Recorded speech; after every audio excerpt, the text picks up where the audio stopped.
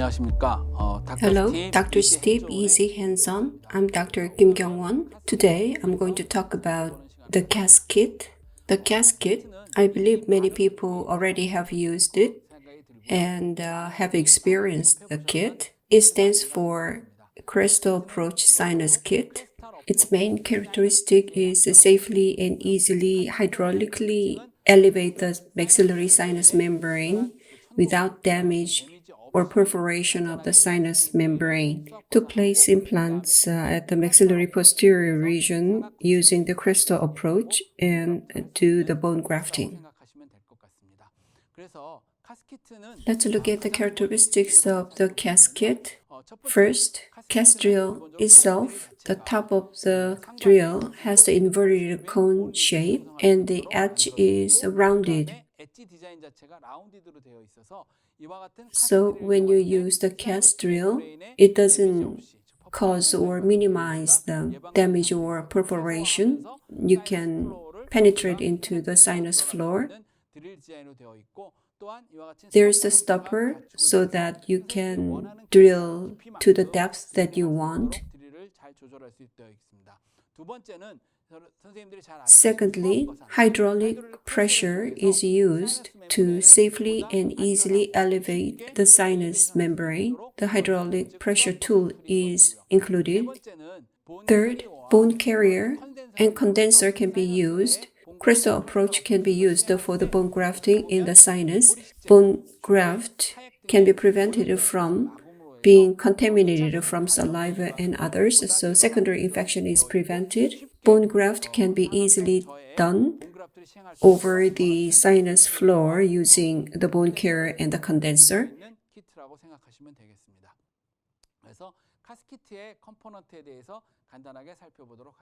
Components of the CAS kit.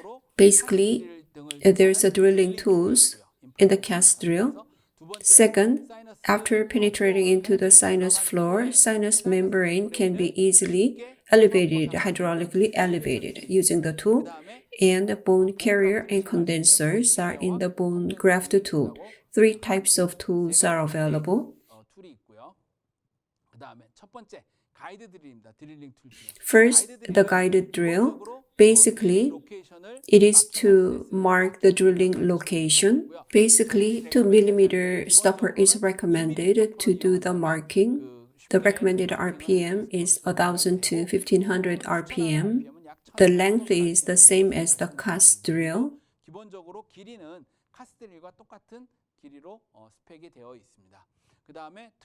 Next, the twist drill. After the initial drilling, before using the CAS drill, this can be used. In the case of the twist drill, on the panorama or CT, after evaluating the residual alveolar bone height at the maxillary posterior region, you need to underdrill by 1 millimeter less than the height to be safe. Its specification is the same as the CAS drill, and the stopper can be used to adjust the length of the drill.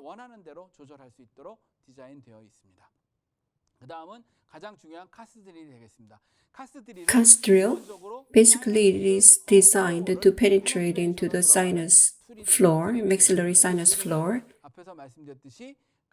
As I said before, its edge is rounded and has very good cutting efficiency or power. So, without damaging the sinus membrane, you can penetrate into the sinus floor. That's how it is designed. At the top, it has the inverted cone shape of a bone lid, which is designed to minimize the damage to the membrane. Next, if it is drilled at a low speed, the side of the straight drill is designed to collect the autogenous bone chips.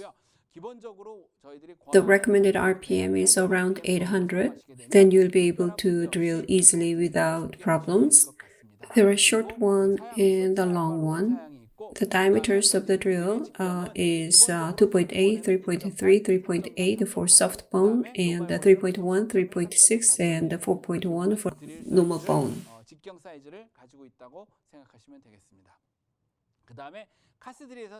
The stopper is very important when it comes to the CAS drill. To lift the sinus membrane, when you attempt to penetrate into the sinus floor, this is used to control the depth of the drilling. The stoppers are 2 to 12 millimeters in 1 millimeter increments in the specification. There's 2 here, and you can see 2, 3, 4. It's marked like that. When you connect the stopper, the CAS drill's protruded drill length is indicated there, and they are color-coded and laser-marked, so you can easily do the drilling in the depth that you want using the stopper.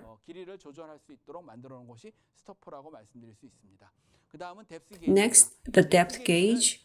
As I said before, the same length stopper used for the CAS drill is connected here, then 0.6 millimeter more protruded. After the drilling, this can be used to check whether the sinus floor is penetrated or the membrane is damaged using the tactile sensation. So the stoppers can be connected here as well. Next, hydraulic membrane lifter. Simply put, after penetrating into the sinus floor, hydraulically, the sinus membrane can be safely lifted. For this hydraulic membrane lifter, 3 cc syringe is recommended. The pressure is not high. The sinus membrane damage is minimized when lifting. In general, normal cell line is infused, but not infused all at once.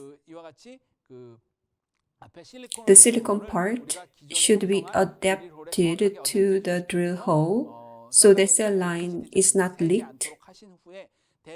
First, you need to infuse 0.5 cc and aspirate.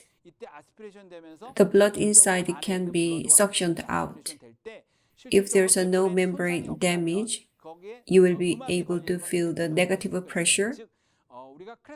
With a crystal approach, it's basically a blind approach, a conventional oscillotome. When you use it, we cannot accurately detect the tearing of the membrane. Using the Valsalva maneuver, you can check and stop the procedure, but if there is minor damage, you will not be able to feel the tearing. But if you do like this, 0.5 cc is infused and then it's aspirated, you will be able to feel the negative pressure. Whether there is a membrane tearing or not can also be detected that way. After that, 1 cc is infused and aspirated, followed by 1.5 cc infusion, etc. If you lift the sinus membrane this way, the wider base sinus membrane can be lifted. After the bone graft, the bone formation can be made on a wider host bone base.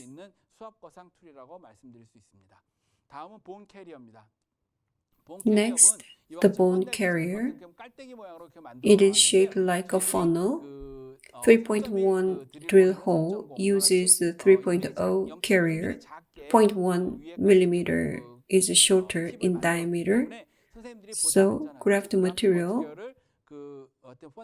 can be put into the funnel shape safely, and it is hydrated and pushed up. The tip length is shortened. In the past, the tip was longer. When you push it into the sinus membrane, sometimes membrane was damaged, so the design is changed recently. Next, the bone condenser. Bone material is put into the bone carrier and hydrated. There are 2 diameters for the bone condenser, 1.1 and 2.0. 1.1 is used when bone graft material is blocked. So that is to prevent that, to push it up continuously. Diameter 2.0 is used to lift up more bone materials. Next, bone spreader. This is an optional tool. When you do the implant placement, the graft material is blocked and stopped being pushed in, then bone spreader can be used to spread the blocked bone material. There's a recommended sequence for the CAS KIT surgical procedure. I will try to explain it in an easy way so that you can understand better. There are basically 3 sequences of drilling in our recommendation, and I will use some diagrams to explain it. The first method, before we penetrate into the sinus floor, CAS drill diameters are increased step by step. And the last one, fitting the fixture diameter, the thickest diameter drill is used to penetrate into the sinus floor. To minimize the sinus membrane damage, thicker CAS drill would be used to penetrate into the sinus floor without damaging the sinus membrane.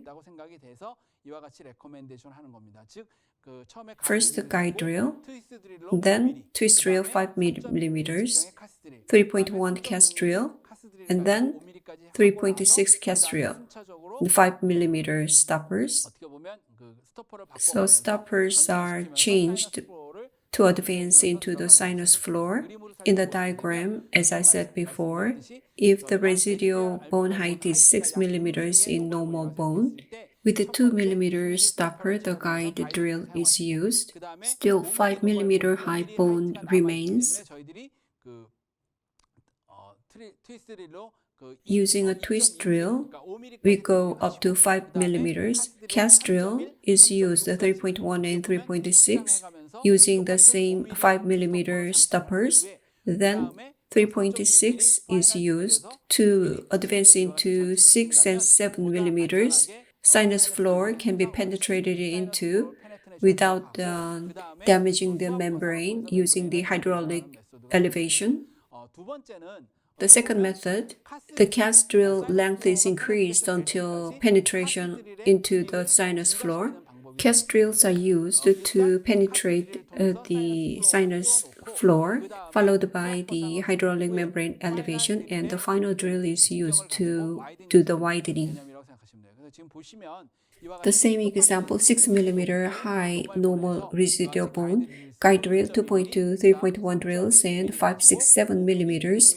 That is, the diameters increase until the sinus floor is penetrated. After confirming the penetration, hydraulic lift is done, and using the final drill fitting the diameter of the implant to be placed, the drill hole is widened in this method too. Next, method 3. This is the combination of method 1 and 2, previously explained. The CAS drill's diameters are increased. At the same time, the lengths are increased as well to easily penetrate into the sinus floor. The drilling sequence is reduced.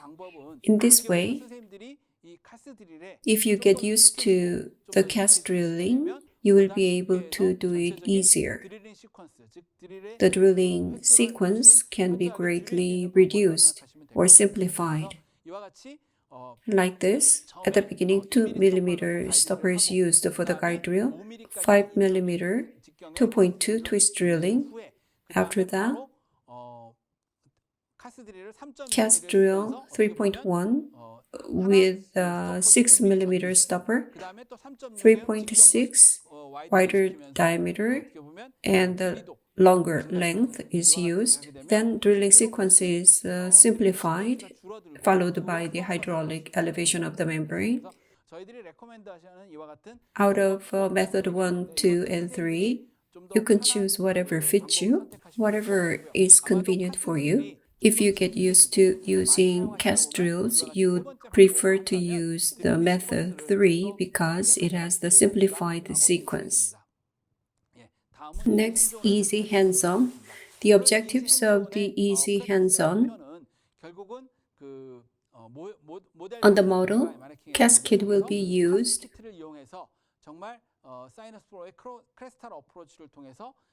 Through the crystal approach, sinus lift will be made, bone materials will be inserted to place an implant. Using the CAS KIT, sinus flow will be penetrated. The main function of the CAS KIT, the hydraulic membrane elevation will be done safely, and bone grafting followed by implant placement in this hands-on. In this model, number 25, 26, 2 teeth are missing. As I explained, CAS KIT drills will be used to penetrate into the sinus floor. After that, hydraulic elevation tool will be used to safely lift the sinus membrane. After that, bone carrier and condenser will be used for the bone grafting, and the fixture will be installed. Through this hands-on, you will be able to see this process. I'll come back to the hands-on. Thank you.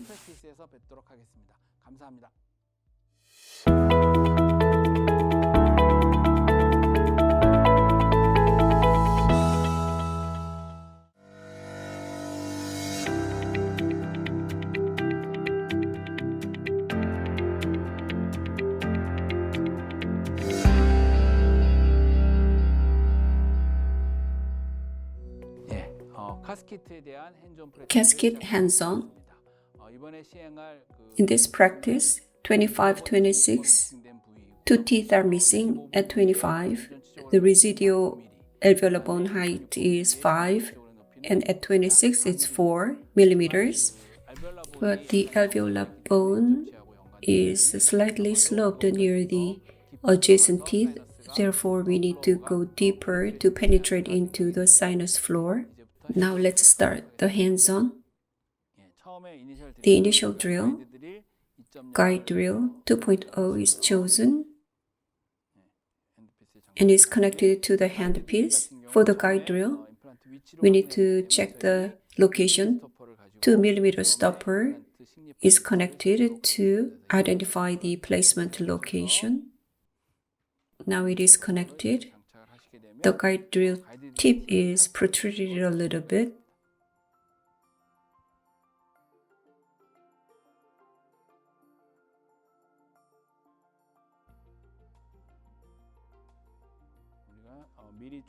So it is marked black on the white model.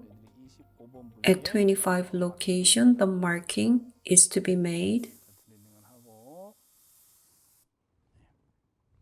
And number 25, on the X-ray, the residual bone height is 5 millimeters, so twist drill is chosen.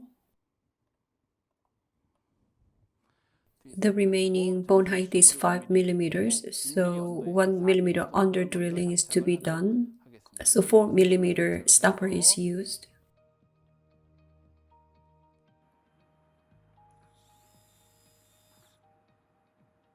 (2.2) twist drill.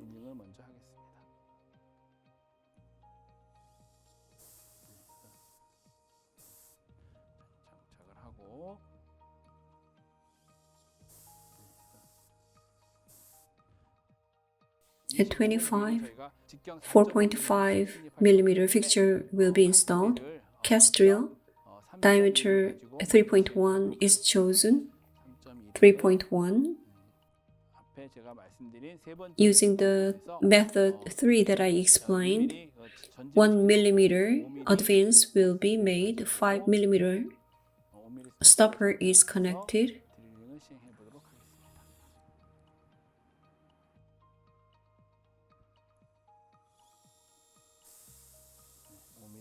So 5 millimeter stopper is used. The residual bone height is 5 millimeters. 5 millimeter stopper is connected to the CAS drill. So the sinus floor will be penetrated or not will be checked. So depth gauge will be connected with the same stopper. In the depth gauge, the same stopper is connected. 5 millimeter stopper. The drill is 5 millimeters, but the depth gauge is a little bit longer, 5.6 millimeters. And this will be going into the drill hole to check whether sinus floor is penetrated or not. As you can see, it is not penetrated yet. Next, 4.5 fixture will be installed. So the CAS drill diameter 3.6 is used. 6 millimeter stopper is connected. Because the sinus floor was not penetrated with the 5 millimeter stopper,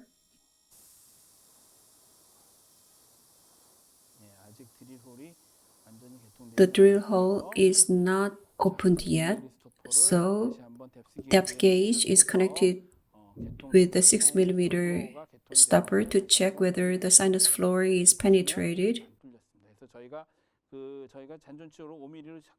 The residual bone height is 5 millimeters, but there's a slope near the adjacent tooth. Therefore, we need to go a little bit deeper than we expected. The final drill is 3.6.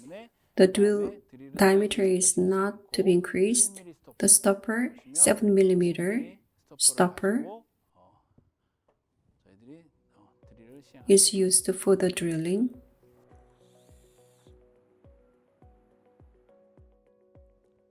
Seven millimeter stopper.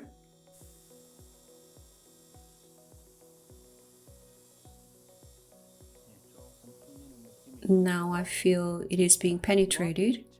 7 mm stopper is connected to the depth gauge. When it is connected, 7.6 millimeter protruded portion is observed. The sinus floor is not yet penetrated. We thought it would be 5 millimeters. We use up to 8 millimeter stopper because sinus floor is sloped and the alveolar bone itself is also sloped. So 8 millimeter stopper is used.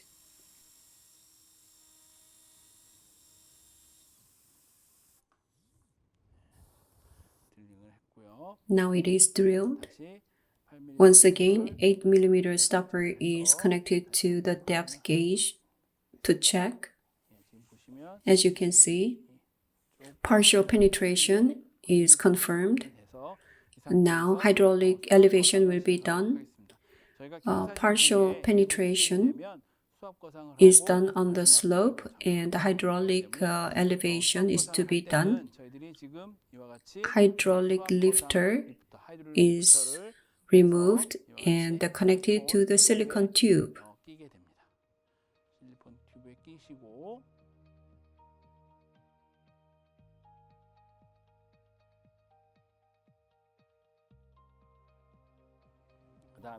Next, cell line will be infused. A lot of air in the tube is not very good. So 3 cc syringe will contain enough cell line and it is connected like this. Then if you see here, there's air inside. Cell line is infused to remove the air and it is sucked out. The 3 cc syringe is filled with up to 2.5 cc cell line. Using a needle holder, the hydraulic lifter is adapted to the drill hole. 2 millimeters is slowly infused and aspirated.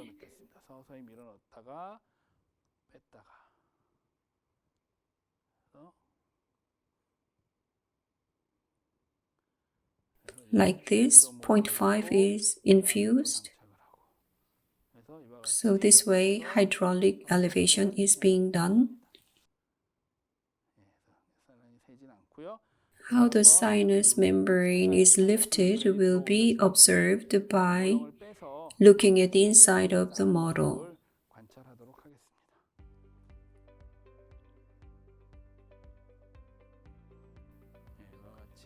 Like this, it is being lifted.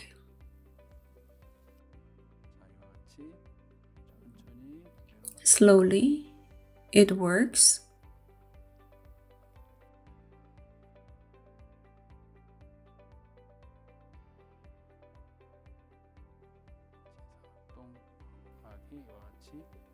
The sinus membrane is being elevated.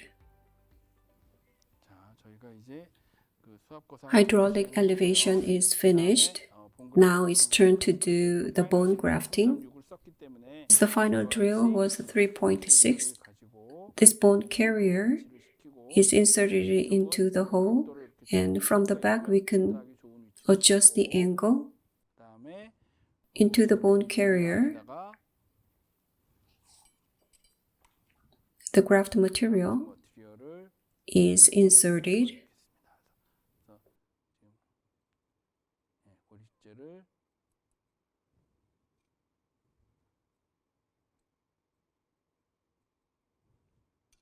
Sufficient bone graft material is inserted using the bone condenser. This is pushed in. 1.1 millimeter diameter is used. Then no blockage will be made. 2.0 diameter condenser is used to insert more quantity of the material without encountering the blockage. Using the bone condenser, the graft materials are inserted.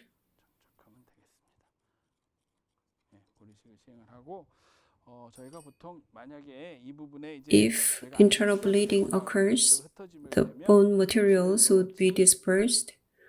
So you use the hydraulic elevator and aspirate, and then the bone materials would come down. Next, implant is to be placed using the mount driver. 4.5 diameter by 10 millimeter long fixture is to be placed. So the mode of operation should be checked whether it is fixture installation mode.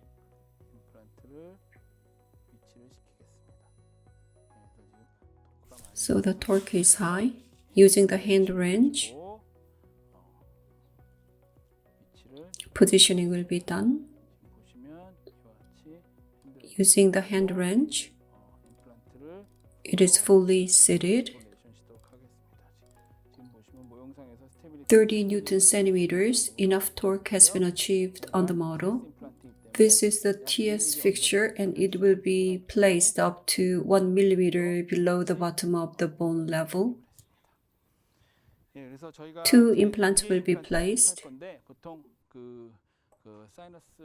And for hydraulic lift, if we make 2 holes together, water leak can occur. So it is inserted before number 26 drilling is done. 2.0 drill, the guide drill, will mark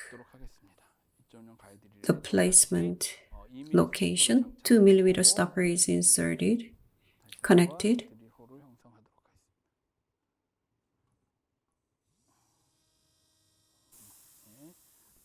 The drill is made.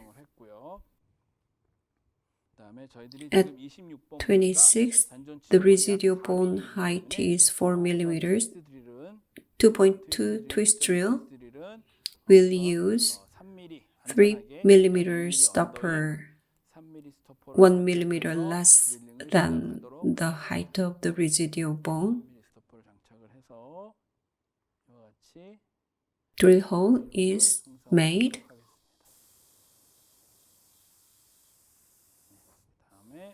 CAS drill 3.1 diameter CAS drill and 4 millimeter stopper is connected to advance 1 millimeter.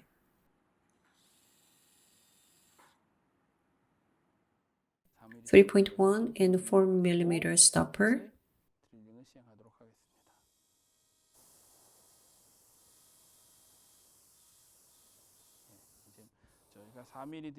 (4 millimeter drilling is done, and the depth gauge is connected with the 4 millimeter stopper to check whether the sinus floor is penetrated. It's not penetrated yet.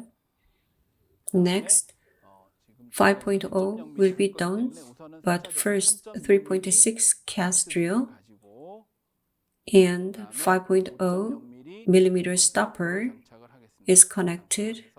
CAS drill is increased by 1 millimeter in diameter and in the length as well. Using the CAS drill,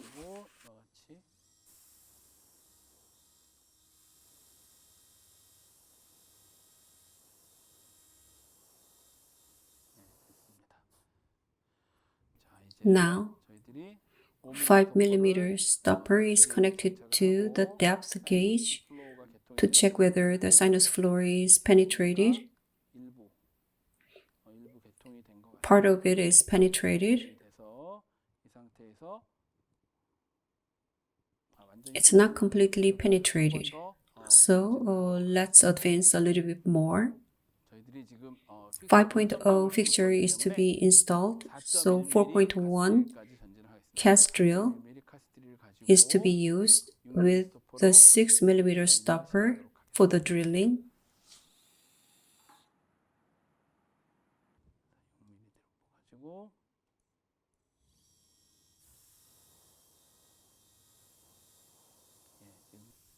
Now I can feel it is penetrated. Now it is connected to the depth gauge.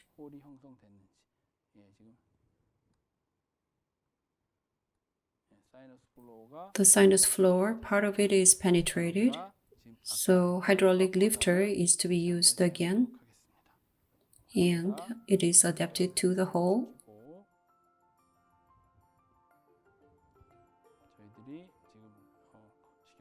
Two millimeter saline is in the syringe. Infused and aspirated. Infused and aspirated. Hydraulic lift is being done. Now it is lifted. Let's have a look at how it is lifted by removing this model. The mesial fixture is placed. When you do the hydraulic lift, you can see the membrane is being lifted. Aspiration. Negative pressure is formed, so it doesn't move anymore. We will do the bone grafting again and place the implant.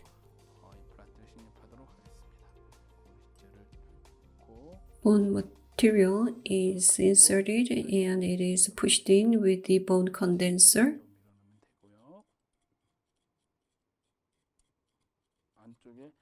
Due to the hydraulic lift, the water is coming out. In this case, as I explained, hydraulic lifter is connected and aspiration is done. The water and bone materials are coming down. Due to negative pressure, it cannot be suctioned very freely. Perforation is not made, as you can see here. Now, 5.0 by 10 millimeter fixture is placed.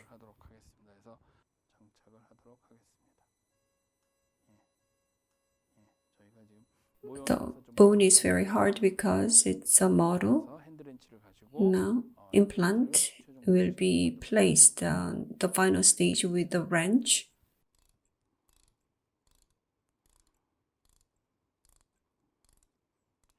The stability is good enough. 1 millimeter under drilled. The fixture is placed. Relation with the opposing teeth, they are properly placed as we wanted. Let's have a look at the inside of the sinus by removing this. This is the model. As you can see, bone materials entered into the sinus. Sinus membrane is lifted. As you can see in the sinus model, here the pre-mount is to be removed using the open wrench. The stability is good enough, so it doesn't matter, but I'm using the open wrench to hold it. 1.2 driver is used to remove the mount.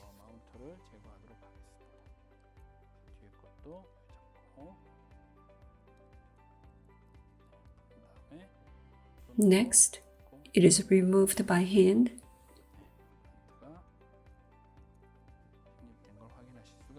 During surgery, healing or cover screw can be used. TS3 implants are placed deep enough, 1 millimeter below the inferior bone level. Now the surgery is finished.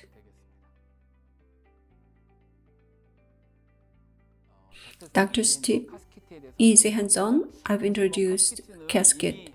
I believe you already have used it a lot, and many doctors know about CAS KIT, but through the hands-on, as I showed you, if you understand the CAS KIT properly, regardless of the residual bone height, in various cases, you will be able to do the bone augmentation on the sinus floor to place implants. I believe if you are skilled in using CAS KIT, it will be very helpful in placing implants properly. Thank you.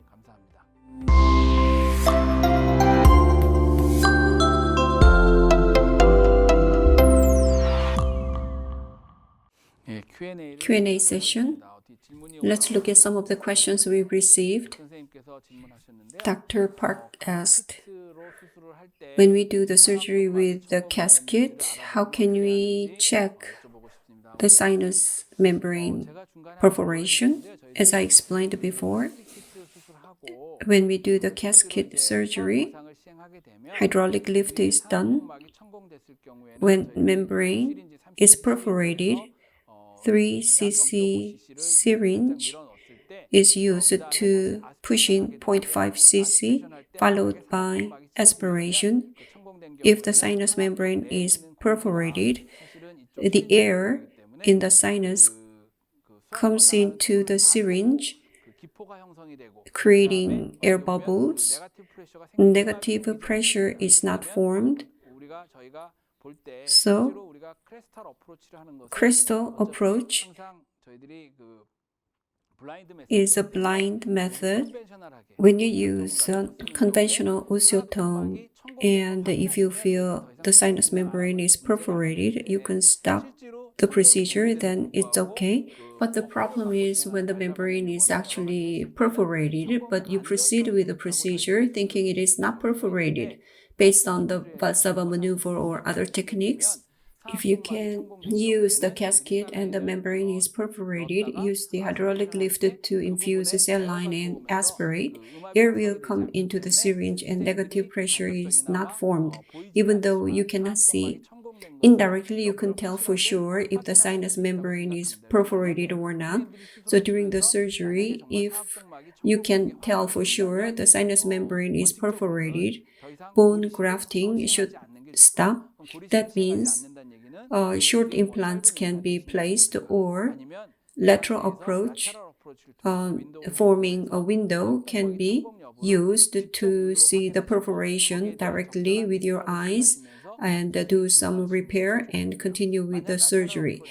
If you cannot do this lateral approach, you should stop the surgery and you need to wait 3 or 4 months to try it again.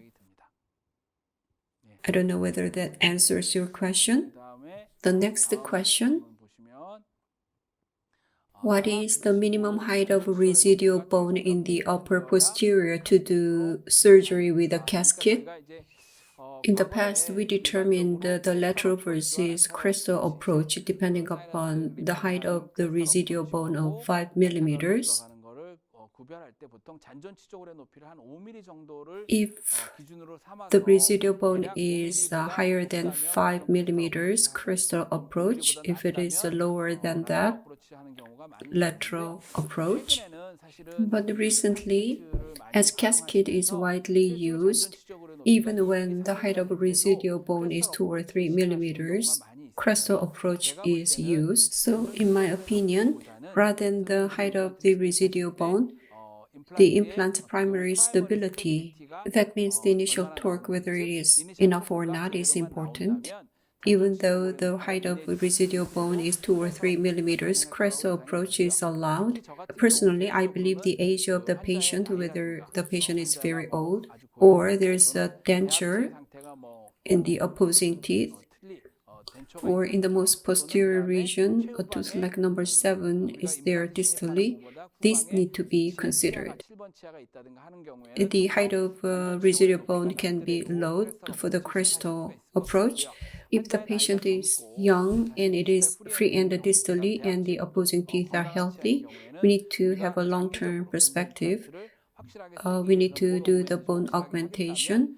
If the residual bone is low, lateral approach can be used for the bone augmentation. Therefore, the height of residual bone cannot be the absolute criteria for lateral or crestal approaches. Various factors need to be considered to make the decision. Next question. During the CAS kit surgery, how can we repair the perforated membrane in the sinus? I touched upon this in the first question. During the CAS kit surgery with hydraulic lift, if you can tell there is definitely perforation in the sinus membrane, you should not just push ahead with the surgery. There can be a risk of infection. For the perforated membrane, you need to change the approach to lateral approach to check and observe the perforation of the membrane. I repair using the tissue glue like fibrin glue, and the repair should be done and proceed with the surgery. If you cannot do the lateral approach, you can place the short implants after the bone grafting or wait 3 or 4 months to try it again. Due to constraint of time, I'll conclude here. If you have further questions, please send that to us. We will try to address them to the best of our ability. This concludes the CAS kit Easy Hands-On. Thank you.